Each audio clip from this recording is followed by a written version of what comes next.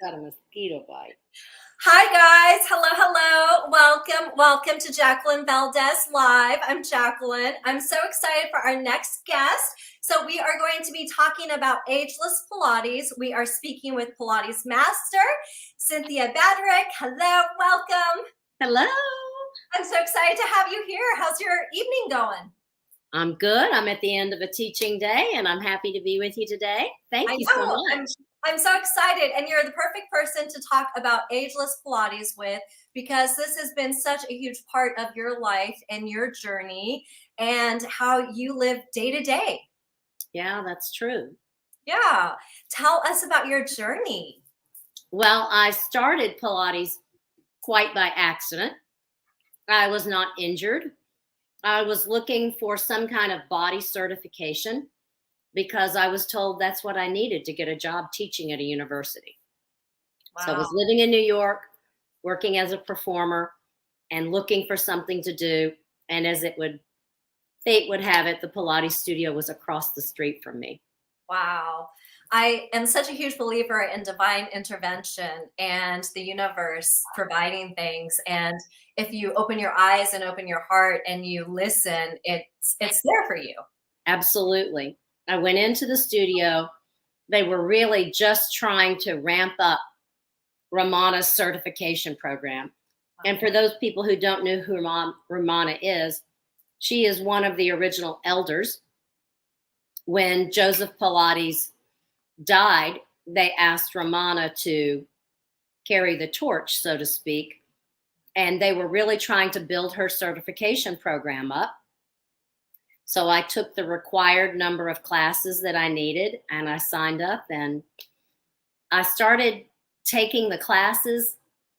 I loved the work. I found it to be incredibly humbling and challenging, as I still do. Yeah. But I don't think I had any idea what the journey was about.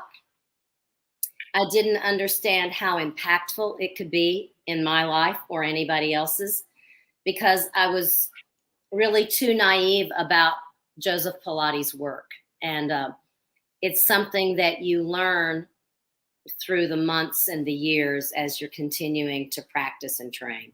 I love that you say that. Pilates is such a huge journey and it is such a progression and growing type of movement that you're always learning, you're always challenging yourself, you're always pushing yourself, and you are always just growing as a student. Yes, absolutely. Romana had us, we were like little minions. We were her apprentices. And when you were in the program with her, you had to sit in Drago's studio with her for hours. I mean, you had to be there by 7 o'clock in the morning, sitting there, listening to her every word. And when she would call you, come, little one, she'd call me little one, go. And she would tell you to go and help somebody. And in my head, I'm thinking, I have no idea what I'm doing, but I'm going to go over there and see what happens. We weren't allowed to have a book or anything in front of us. We had to learn by watching and listening to her. And she would have multiple people working on multiple reformers and different apparatus all at the same time. And we learned by watching how she would individualize this program that we had been taught. These are the exercises. This is the series. This is the order. Wow. And then we would watch her change it and adapt it to what everybody needed. And it was remarkable to watch her, the master. Wow. Hi, guys. Thank you for tuning in. Hi, Tracy. Thank you for your support. I was going to say, so as far as, watching this and observing it, did you realize at that moment in time what you were really a part of and how big of an impact it was and really the grasp of who she really was? I understood who she was. Mm-hmm. And I understood her knowledge. I mean, at the time that I was working with her, she was probably already in her early 70s, but she could do every exercise. I mean, she was the only person in the room who could do them all perfectly. And that was really kind of mind blowing. Yeah. But Pilates in the 90s wasn't as recognizable as it is today. I came from a dance background. what I was seeing is how Pilates was changing my body as a dancer and giving me better balance, better strength, more flexibility. And as I was learning this and realizing it, I'm thinking, why didn't anybody tell me about this 10 years ago? Yeah. So I think I understood its potential, but you couldn't possibly know how big it was going to become, or anticipate where your journey was going to lead you. You know, I knew for me that it was going to be a career transition from dancing into teaching Pilates, and I fully embraced that and really enjoyed it, but still couldn't imagine where it would take me. Wow. I love that it opens so many doors, not just for you, but it's starting to open up in the world now, and more people are embracing it and really seeing how the benefits really are helping people be ageless. Right. And that's the thing. You know, Pilates is for everybody. And if you practice the Pilates system and you understand how all of the different apparatus that Joseph Pilates created can help and support your body, you should be able to advance all of your students, no matter what their disability, their disease, their age. But you have to understand the concepts and the principles so that you can safely guide your students through that journey. I love that. What is the difference with the Pilates mat class and the reformer, for those that are not aware of what the different apparatuses are and the differences with the movement with your body and the results? Right. So the mat was created first. Joseph Pilates started creating the mat series. His mom had been sickly, not he. And he studied animals and liked the way they moved and really felt that movement was an enormous part of health. And he created all of these mat exercises in a sequence and said, this is how many you should do, and you should do it, you know, this many times a week. But then he realized that people weren't strong enough to do those exercises, to hold the weight of their arms and their legs. So he created what is called the universal reformer. And for people who don't know what it is, it looks like a wooden or a metal bed that glides on wheels or ball bearings and has springs. And your arms and or your legs are supported by the reformer, the frame, the foot bar. And all of those movements help to strengthen your core. Romana called it your powerhouse, which is all of the muscles from your shoulders to your hips. And that core or center of your body is what supports the weight of your limbs. So the reformer and the ladder barrel and the push through bar and all of the different apparatus that he created all have a different way of supporting your body and helping to teach it how to move correctly, how to move from your spine, to move from your center in a supportive and safe way so that you're not straining your joints. I love that so much, because a lot of people get scared that if they do move, they're going to hurt themselves, or they're not going to have that support, or they might have a hip replacement or a shoulder injury. Where do they go from there? Or there's people that come from dance backgrounds that want to improve their core stability, their stabilizing muscles, their balance. Yeah, it's interesting that you say that. The people that come to you who are athletes or dancers, and I can say this as a dancer, are the worst clients, because we have to break so many bad habits, habits that we didn't even know we had, and relearn how to move. The people who come to you in pain have already had such distress or disease or such dysfunction in their body. They really have to create a kind of a trust with you and know that you are going to guide them in a safe manner so that they can move free of tension. That's the goal, to be able to allow your body to move free of tension and create new and safe movement patterns so that they heal their body through that movement. A shoulder that once had a problem might find that it can move more freely without pain once you're moving it correctly and giving it the support it needs. Oh, I love that so much. You're dropping gems. I love it. What is the difference, you would say, for those that are intrigued about Pilates, but they don't know what the journey entails? Is it, what's the difference with classical Pilates and with a fusion Pilates class? Let me start with fusion Pilates because it's easier to say that. Every brand or name or franchise has created their own spin on Pilates. They're doing something that makes it unique to their flavor or their style. And the general public sees the name Pilates and just thinks, oh, this is Pilates. They might not even know that there was a Joseph Pilates who created it. And so they come in and they think everything they're learning is Pilates. And most of the time, it's really just fitness or exercise on a reformer or a chair or something that's similar to what Joseph Pilates created. Right. If you really want to take a Pilates class, whether it's classical or not, you would want to make sure that you're learning some of the fundamentals or the principles of Pilates. And you might even actually want to learn an exercise that he created. Yeah. When you're studying classical or traditional Pilates, that is what we teach. We teach the fundamentals and the principles. We teach working from the center. We teach controlling your body. Joseph Pilates called his method contrology.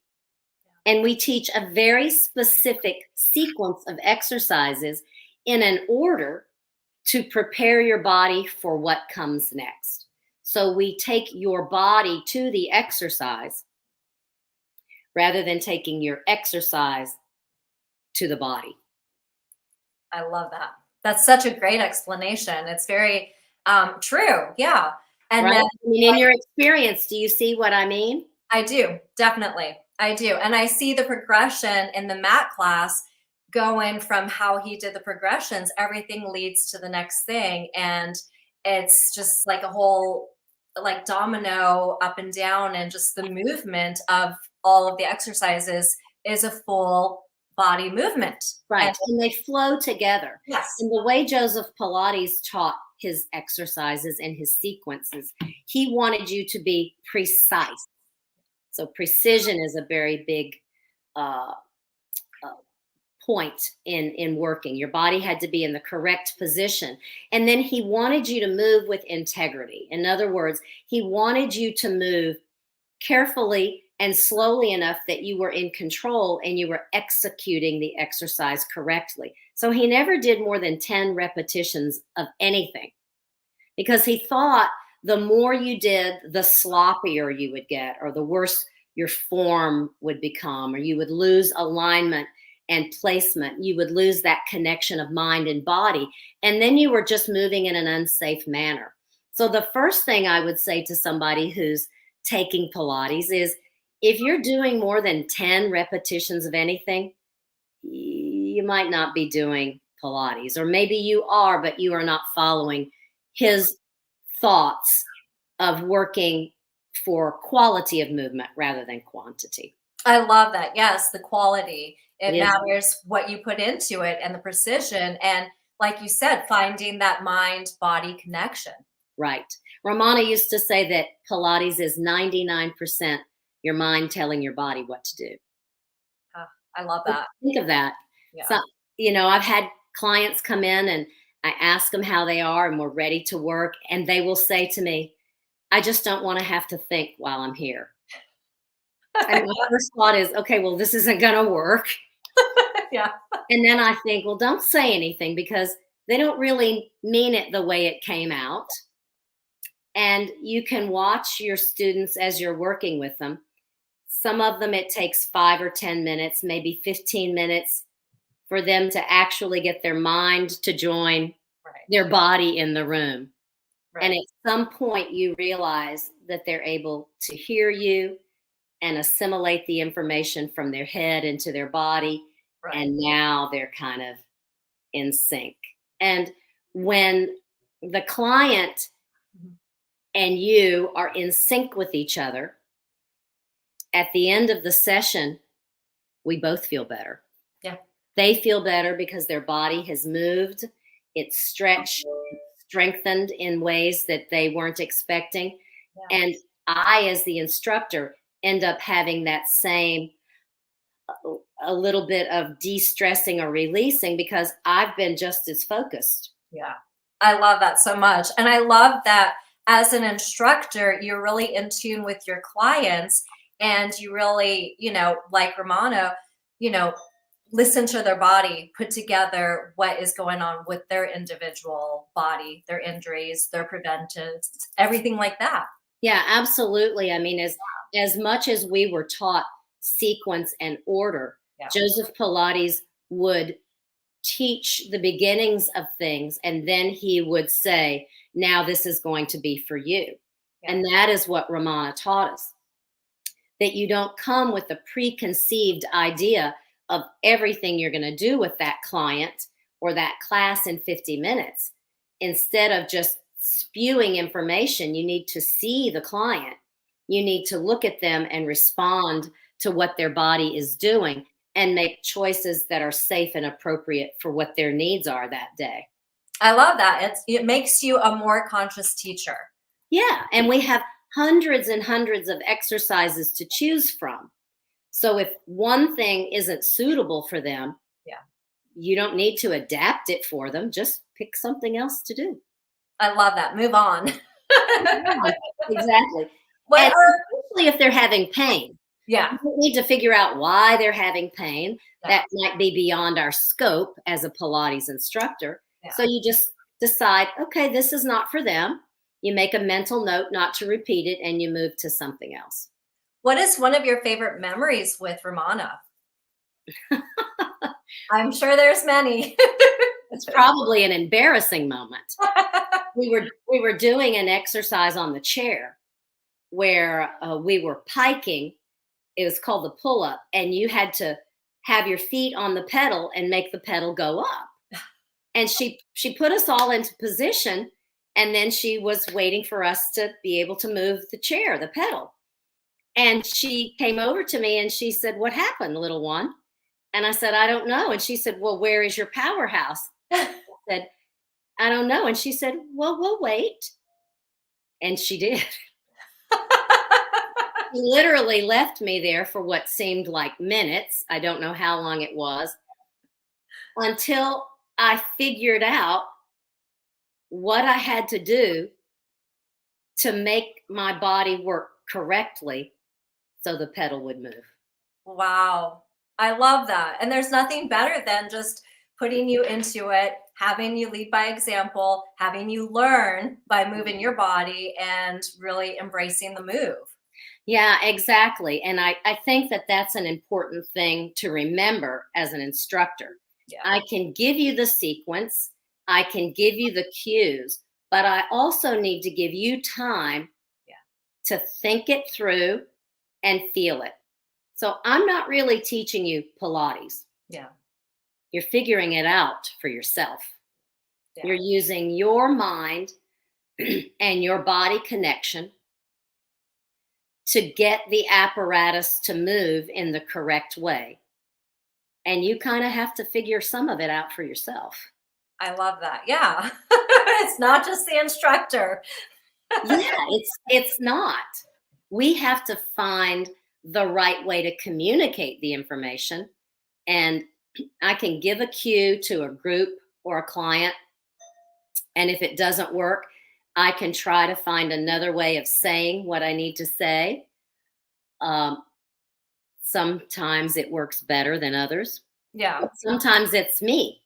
Sometimes I'm not the one that has communicated that well well enough for them to understand it. What tip would you give an instructor or just a person who's taking a Pilates class who's having that difficult time finding that mind body balance and the connection?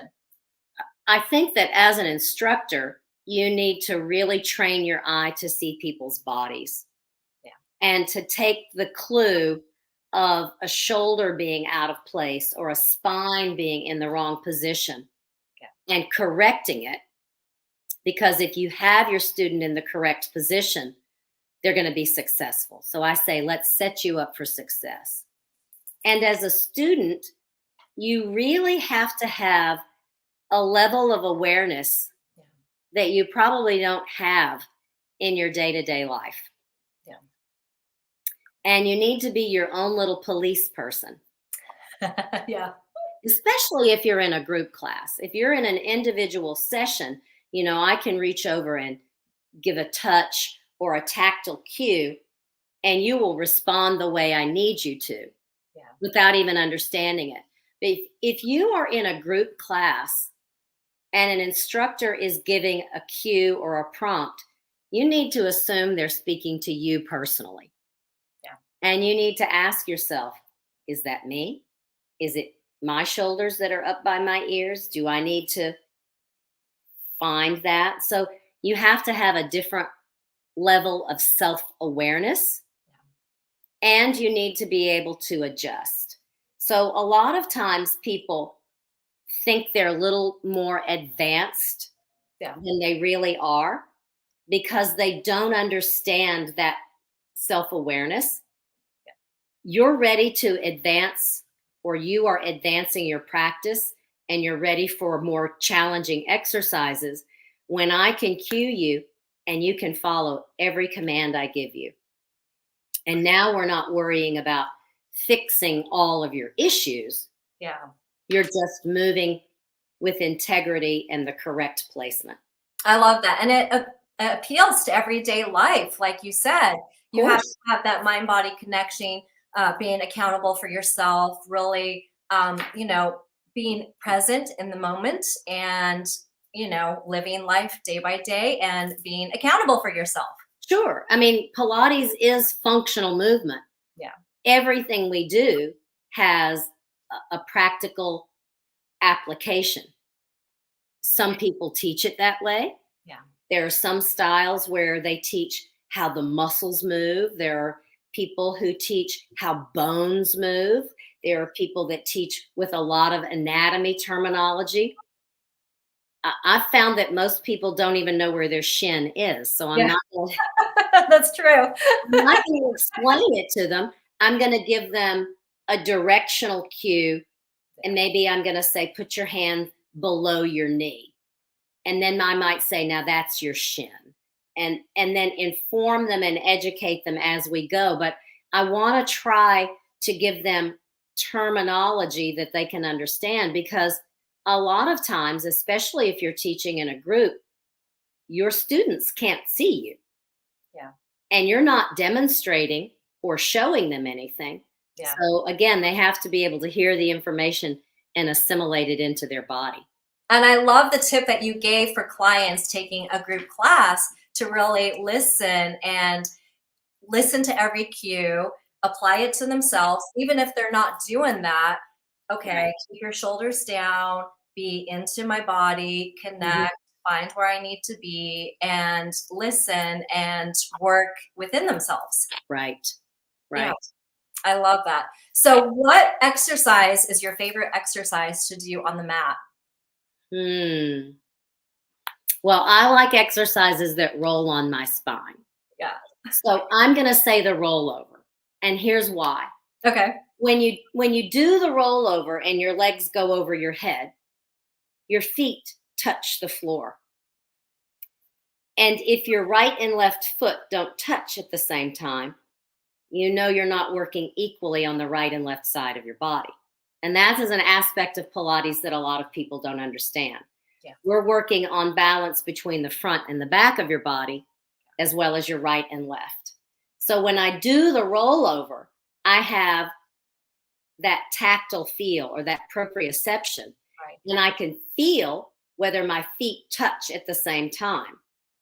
So through the repetition of the exercise, 3 in each direction, which is a total of 6, I can self-correct. And I can feel how each repetition, I work more equally, right and left side of my body, Yeah. and I'm able to find more control and get a little bit more out of the exercise so that I'm ultimately focusing on what the exercise is for, which is articulation of your spine. I love that so much. And people don't really realize how imbalanced the body is just Yeah. from carrying your bags, carrying your purse, from driving, being on Talking on your phone. Exactly. So anything you do that's one side of your body, especially if you drive with one hand, you've got one side that's more dominant. When you're in a class, Yeah.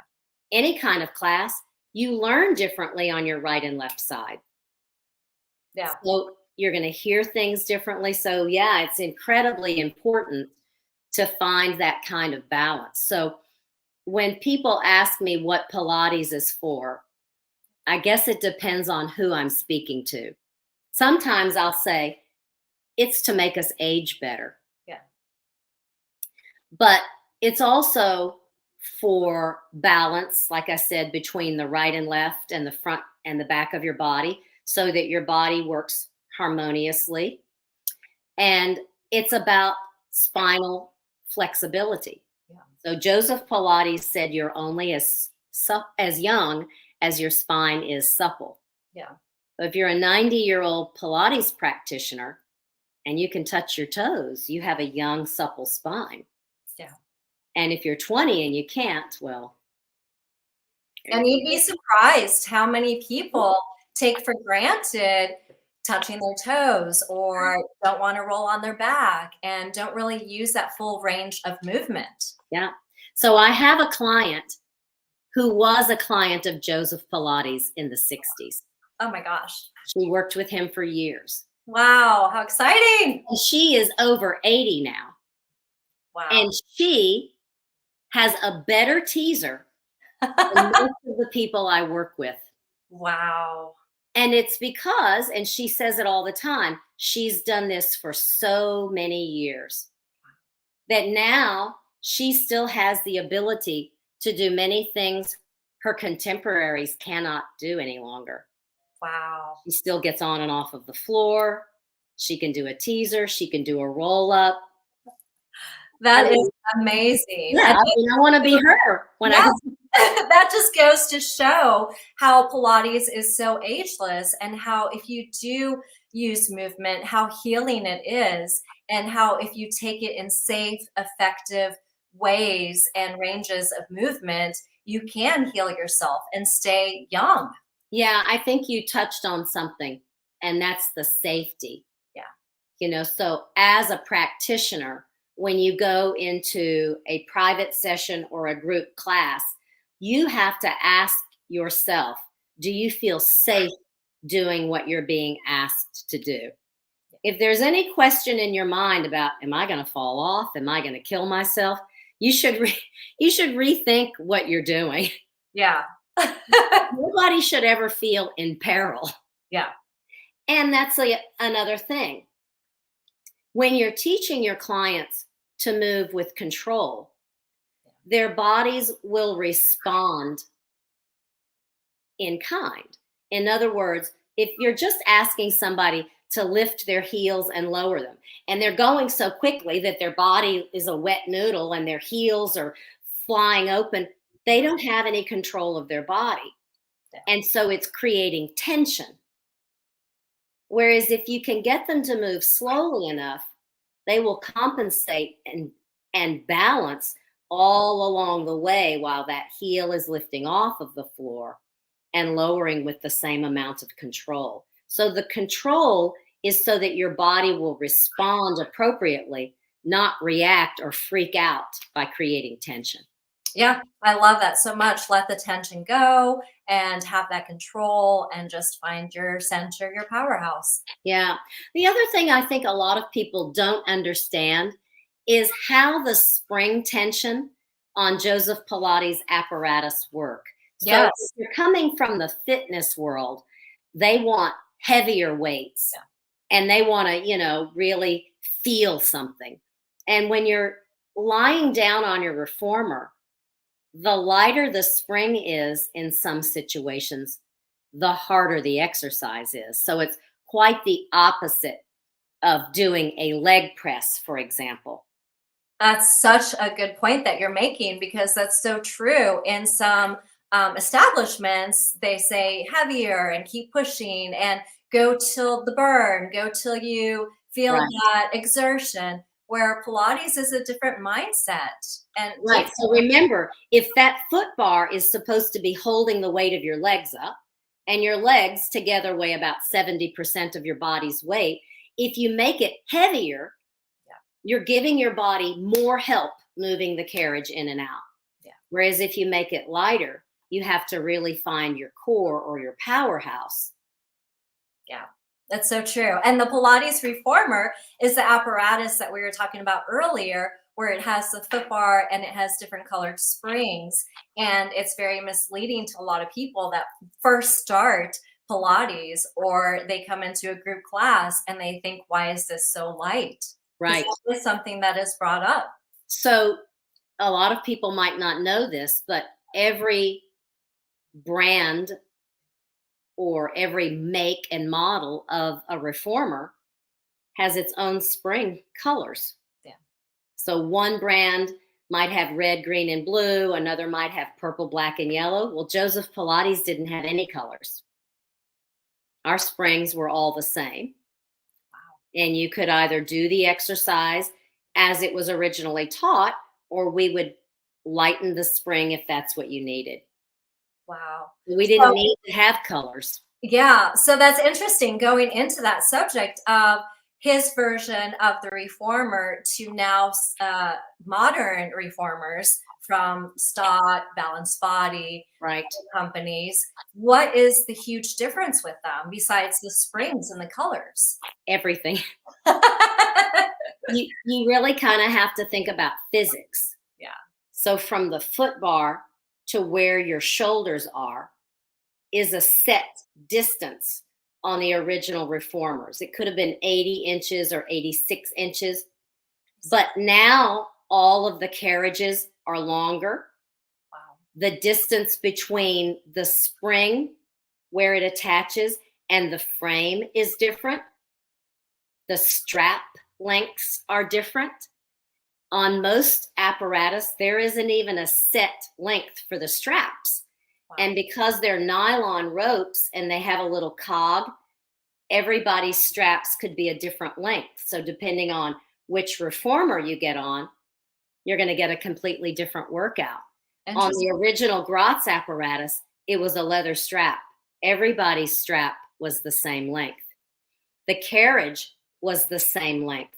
So when you moved your body with the spring tension, right, you had to work harder to get the carriage all the way in. Wow. So when you change the length of the carriage, the weight of the springs, the length of the straps that your hands and your feet go in, you've changed all of the physics. Also, where the straps attach on the reformer Right. used to be on the frame. It's still on the frame on a Gratz reformer. But on a lot of the contemporary versions, the different studios raise the level higher. And that changes the fulcrum, where the pull and that pulley are in relationship to your body. And it's usually geared to make it easier. That's so interesting how over the years and with the different companies and the different progressions with the Pilates reformer, how it's made different changes with different companies and how you Absolutely. get a totally different workout on a different apparatus. Yeah. So it is interesting. I don't know if they purposefully changed it Yeah. or they just didn't think it was that big a deal. But there's one particular company that now is going back and making reformers and chairs modeled exactly after Joseph Pilates' dimensions and sizes. So I guess they figured out that there might be a market for something like that, or maybe they had an aha moment and realized that the exercises were created to be done on a particular apparatus. So if I'm on a different brand of reformer, a stot, a balanced body, a peak, there are some exercises that I cannot do as well because the dimensions are different. That's so interesting too. And I'm not sure if everyone knows, but in the Pilates industry, there's different branches of forms of Pilates movement. There's such as Ron Fletcher. Sure. Yeah, and then there's different apparatuses and different brands and different styles. Right. So, the public or the people who want to study Pilates really have to do their own homework. Yeah. You can't just take for granted that because it says Pilates, it actually is. There's no trademark in Pilates. That's a whole other story. Yeah. So I liken it to yoga. I can teach you bowling and tell you it's Pilates or yoga, and it might be or it might not be. Yeah. It depends on the style that your instructor has studied. And there are a lot of instructors that think they're teaching Pilates because they've been told they are. I've been in the industry long enough that I've auditioned teachers to work in a studio where I'm going to be.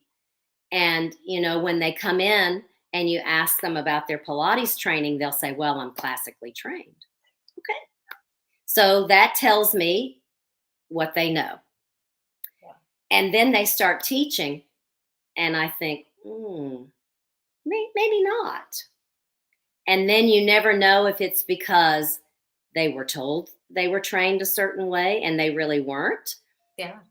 Or they just thought, well, she won't know the difference.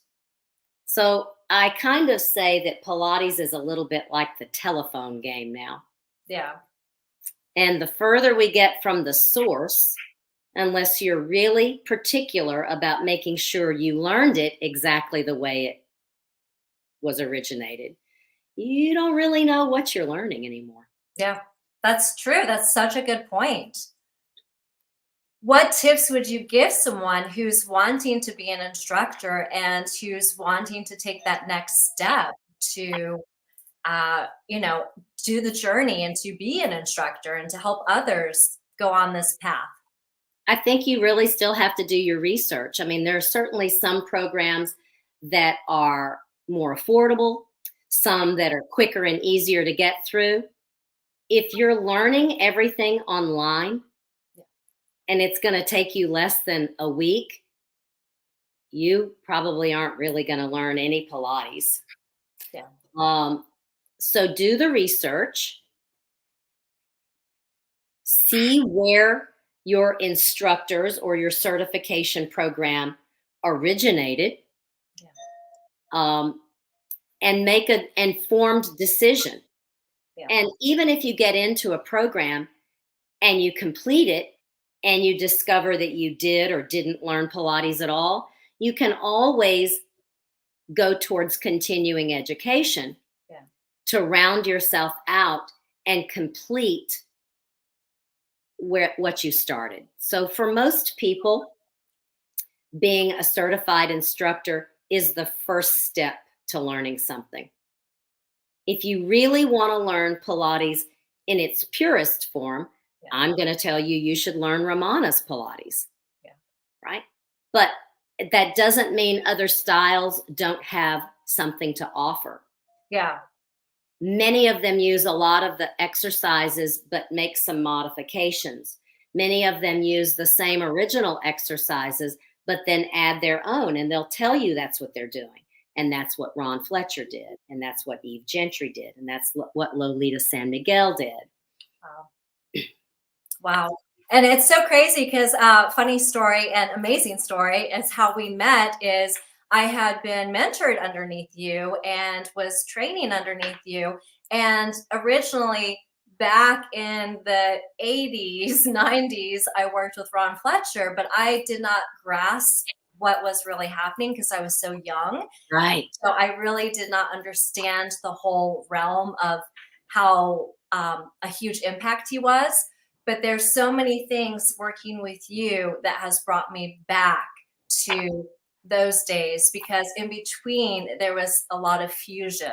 Right. And it brought me back to the original days. And Yeah.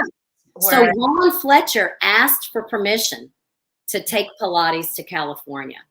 wow. And he kind of created his own style.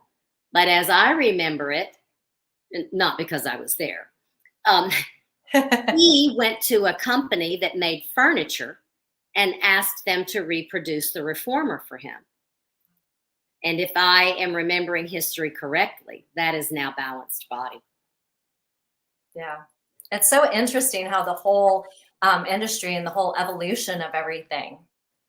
Yeah, listen, Pilates is really popular right now. Yeah. It's trendy and everybody wants to jump on that wagon. Yeah. If you think that you can become a Pilates instructor in 6 months or less, I'm going to say that you've been misled. Yeah. Again, you might be on the beginning of a really amazing journey. But Pilates is a philosophy. It is a practice. It is not memorizing an exercise or how many springs you put on. It's not memorizing what your particular brand studio says is Pilates and teaching that same sequence over and over again. Yeah.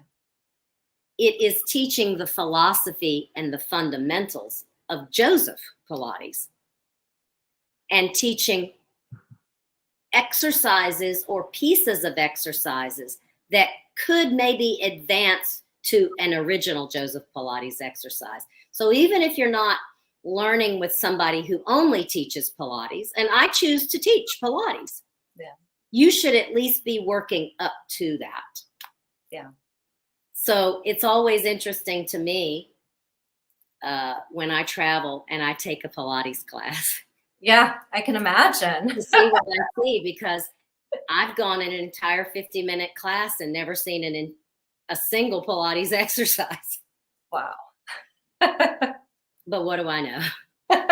And that's got to be quite an experience, being a master instructor and then stepping in and taking something from every class and learning from it and stepping out as an instructor and being a student for that moment.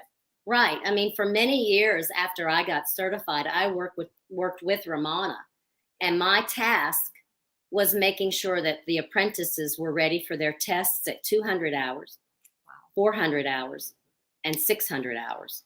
Wow. So I had to stay on point, pure with the method the way I was taught, wow, and make sure that they learned their sequences. What are all of the beginner sequences? Yeah. If you don't teach all of those, your students aren't going to get strong enough and flexible enough to do the more intermediate exercises. And that's going to make the advanced exercises impossible. Yeah. And the other thing as an instructor is that we were required to take Pilates before we could be students of Pilates. So when you join a program and you start training as an instructor, if you don't know the Pilates exercises already, you're missing the first step of your training. Yeah. Because now you're having to learn the exercise for yourself and learn to teach it simultaneously. Yeah. And because their bodies aren't prepared, they may never be able to do the intermediate or the advanced exercises. Now, you don't have to be able to do the exercises to teach them, but you certainly need to know how one progresses or leads to the next. So every exercise is taught for a reason. So as an instructor, do you know why you're teaching it? Yeah. And do you know what it leads to? I love that, because so many people always ask, how can I improve my teaser? How can I do teaser? What moves can I do to get to teaser? I bet you have a half a dozen answers for them. Yes. Right? So you can't do a teaser. And for people who know Pilates, if you can't do a roll up, well, if you're not being taught a roll up, we're not setting them up for success. Yeah. Yeah. So a teaser requires flexibility of the spine as well as strength and flexibility of the hips and the hamstrings, or you can't sit in that little picture pose. Yeah. What would be your workout that you do weekly, or do you always do the repertoire of the mat, or do you take a couple movements a day? What is your? Well, I take 2 mat classes a week. Okay. Where I am the student, and we go through, because it's a group of instructors that are all Romana certified. We teach each other Wow. the mat. Yeah. And then I try at least once a week to put myself through a traditional reformer workout. I love that. I love that you're always staying a student, which is something that people sometimes tend to overlook, is you need to practice and you need to. You do need to practice. But I will say this, even though I like to teach classically, and so I think of myself a little bit as a traditionalist, I take a lot of continuing education classes. And the ones I love to take the most are the ones that have nothing to do with Pilates. Interesting. They have to do with anatomy or the physics of things, or how you move, or how your feet or your hands are connected to your diaphragm. And I love hearing different ways of teaching exercises. And so I've probably already taken 30 hours of continuing education just this year. Wow. So that way of hearing another instructor gives me another opportunity of commuting with a different student in another way. I love that so much. I always find that application of how I can learn something. That is a huge part of it. Continuing your training as a student of Pilates, but especially as a teacher of Pilates. How do you teach bodies? I love that so much. You are just dropping so many gems tonight. I hope you wrote them down. I love it. Did anyone have any questions that are tuning in? So excited to have you guys here tonight.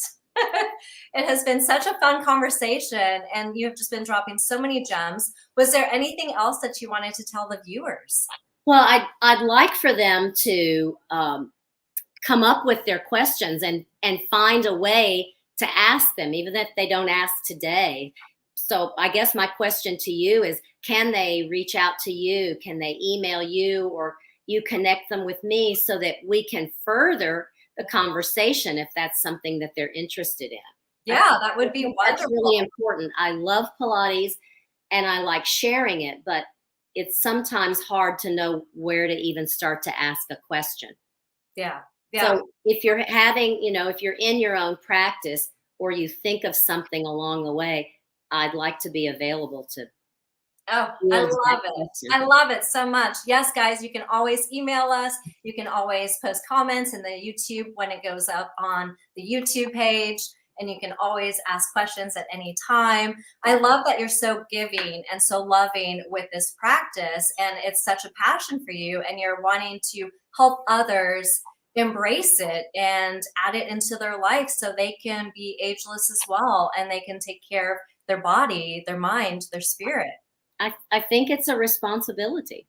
Yeah. If you were given the gift that I was, to have such an incredible mentor and role model, how can you not want to share that with everybody? I liken it to religion, and that's why it's not for everybody, or everybody finds their own denomination. But I do feel passionate about how timeless and ageless Joseph Pilates' work is. And I've seen so much good come out of it that I think it's a personal responsibility to give it away as much as I can. I love that. It's a domino effect. One person gets affected at a time, and it just makes a better world, happier people, and we just live better. Yeah. So I'd like to say, if there are instructors that are listening and you heard something that resonated with you, now that you've heard it, it's your responsibility to share it. I love it. Tracy said, thank you for your wisdom. You're Thank so you. inspiring. You're welcome, Tracy. Thank you for hanging in there with us and for hanging out in the conversation. It's been so much fun tonight. It has. Thank you so much for the Yes, opportunity. of course. What is it that you want people to remember you for? I think just that I made an effort to help them have a better quality of life, to maybe make their daily lives a little easier, maybe to maintain their independence and their quality of life. I love that. Oh, I love that so much. You are so inspiring. It has been so amazing having this conversation, and Thank we you. will definitely have to reconnect again. I'm going to have you back again for round two. Okay. Thank you guys. Thank you so much for watching. Thank you for watching Jacqueline Valdez live, illuminating the world one voice at a time. Thank you guys. Lots of love and light. Take care. Thank you. Bye. Bye.